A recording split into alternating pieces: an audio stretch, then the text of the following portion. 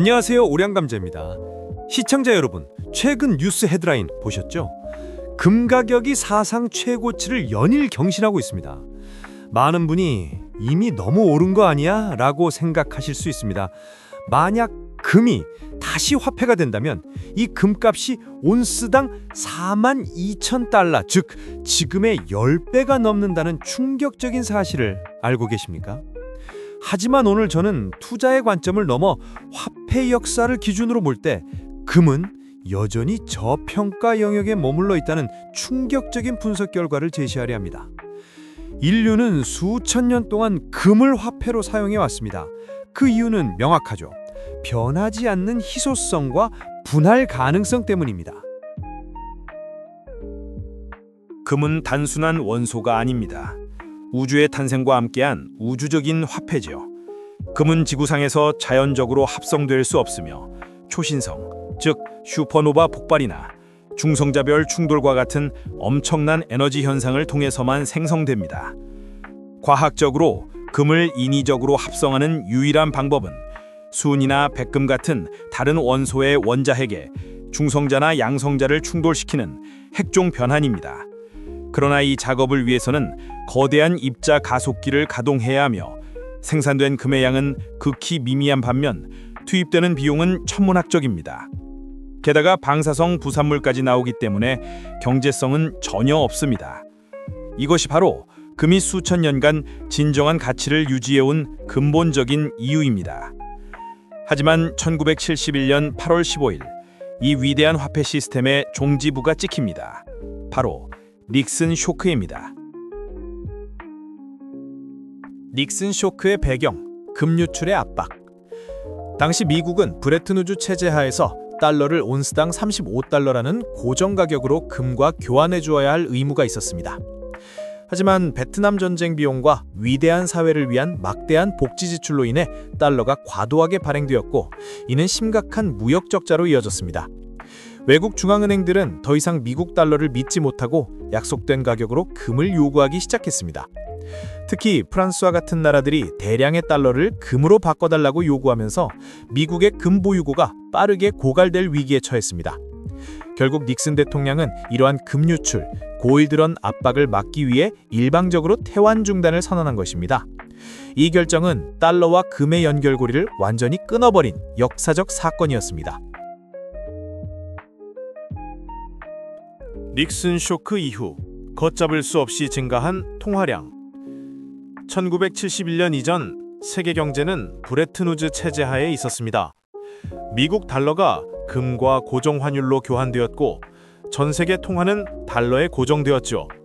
즉 달러가 곧 금이나 마찬가지였습니다. 하지만 닉슨 대통령이 일방적으로 달러와 금의 교환을 중단하겠다고 선언한 닉슨 쇼크 이후 상황은 완전히 달라졌습니다. 세계는 금이라는 물리적 제약이 없는 법정 불환지폐 시대로 진입했습니다. 그 결과는 무엇일까요? 중앙은행이 마음만 먹으면 통화를 무제한으로 찍어낼 수 있게 되었습니다. 50년이 지난 지금 전 세계적으로 유통되는 법정 통화, 특히 광위 통화 M2의 총량은 과거 근본이제 시절과는 비교도 할 수 없을 만큼 폭발적으로 증가했습니다. 이는 모든 자산 가격을 밀어올리는 근본적인 원인이 되었습니다. 밀턴 프리드먼의 통화 수량설과 정당한 금값의 계산. 자, 여기서 우리는 경제학자 밀턴 프리드먼의 통화 수량 이론을 가져와야 합니다. 이 이론의 핵심은 간단합니다. 화폐의 가치는 유통되는 화폐의 양에 반비례한다. 즉, 통화량이 늘어나면 물건 가격 혹은 금 가격이 오를 수밖에 없다는 뜻이죠. 만약 지금 당장 우리가 금태환제를 재도입한다고 가정해 봅시다. 다시 말해 중앙은행이 유통 중인 모든 화폐를 보유금으로 100% 교환해 주겠다고 약속하는 것입니다. 이때 정당한 금값은 얼마가 되어야 할까요? 이 값은 총 통화량을 중앙은행의 총 금 보유량으로 나누어 역산할 수 있습니다. 우리가 흔히 듣는 온스당 8만 달러라는 충격적인 숫자는 주로 미국에 유통되는 광위 통화 M2 전체를 금으로 보증하는 가장 비현실적인 가정을 했을 때 나오는 값입니다. 한국의 경우 M2 전체를 보증하려면 금값은 온스당 80만 달러 이상이 필요해집니다. 하지만 역사적으로도 중앙은행이 100% 보증하는 범위는 본원통화 M0, 즉 본원통화 기반이었습니다. 가장 현실적인 정책 목표인 본원통화 M0 100% 보증 시나리오를 우리 한국은행의 통화량과 금 보유량에 대입했을 경우 온스당 금값은 42,000달러입니다. 또한 미국의 본원통화 M0 전체를 100% 금으로 보증한다고 가정할 때 온스당 금의 가치는 대략 21,000달러가 되어야 합니다. 이는 현재 시장 가격인 온스당 3,700달러 대비 약 5.7배 높은 수준이며 내일 당장 온스당 2만 달러가 되어도 비싸지 않다는 얘기가 됩니다.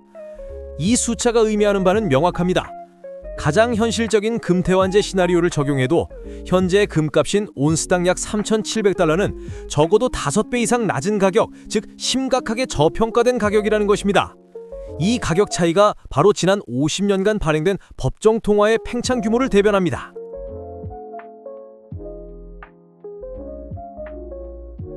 최후의 경화화폐 하드 커런시인 금은 인위적으로 가격이 눌려 있었다. 왜 이렇게 큰 괴리가 발생했을까요? 금은 단순한 상품이 아니라 최후의 경화화폐 하드 커런시입니다. 금 가격이 폭등한다는 것은 법정 통화, 특히 달러의 가치 하락을 의미합니다. 중앙은행과 정부 입장에서 금값이 통화량에 비례해 정직하게 상승하는 것을 달가워할 리 없겠죠. 일부 전문가들은 과거 중앙은행의 금 리스나 선물 시장에서의 대규모 매도 포지션을 통해 금 가격이 인위적으로 억제되어 왔다고 주장합니다. 금은 정부의 통화정책 실패를 가감없이 보여주는 성적표와 같기 때문입니다. 이 인위적인 억압이 풀리고 통화량의 비례의 가치를 찾아간다면 그 가격은 온스당 2만 달러 이상을 향하게 될 것입니다. 금의 매장량은 한정되어 있고 곧 고갈될 예정. 법정 통화의 공급이 무한한 것과 달리 금의 공급은 유한합니다. 아무리 기술이 발전해도 지구상에 존재하는 금의 총량은 정해져 있습니다. 최근 광산업계에서는 피크 골드라는 이야기가 나옵니다.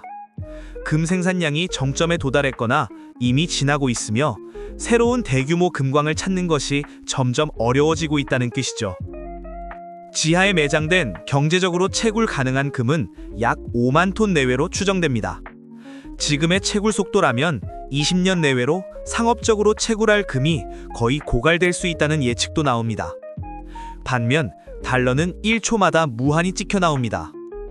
이 유한한 자산과 무한한 부채의 대결에서 장기적으로 누가 이길지는 명확합니다. 금 가격은 여전히 저평가 영역이며 상승할 것이다. 오늘 내용을 종합해봅시다. 오늘의 내용을 종합해보면 세 가지 핵심적인 사실을 알 수 있습니다. 첫째, 1971년 닉슨 쇼크 이후 법정 통화는 물리적 제약 없이 걷잡을 수 없이 팽창했습니다. 둘째, 이러한 통화량 증가를 감안하여 현실적인 통화 기반 M0를 기준으로 역사는 정당한 금값은 현재 시장 가격 온스당 약 3,700달러와는 엄청난 괴리를 보입니다. 마지막으로 법정 화폐의 공급이 무한한 것과는 달리 금의 공급은 유한하며 채굴 가능한 매장량이 얼마 남지 않아 물리적인 한계에 직면하고 있습니다.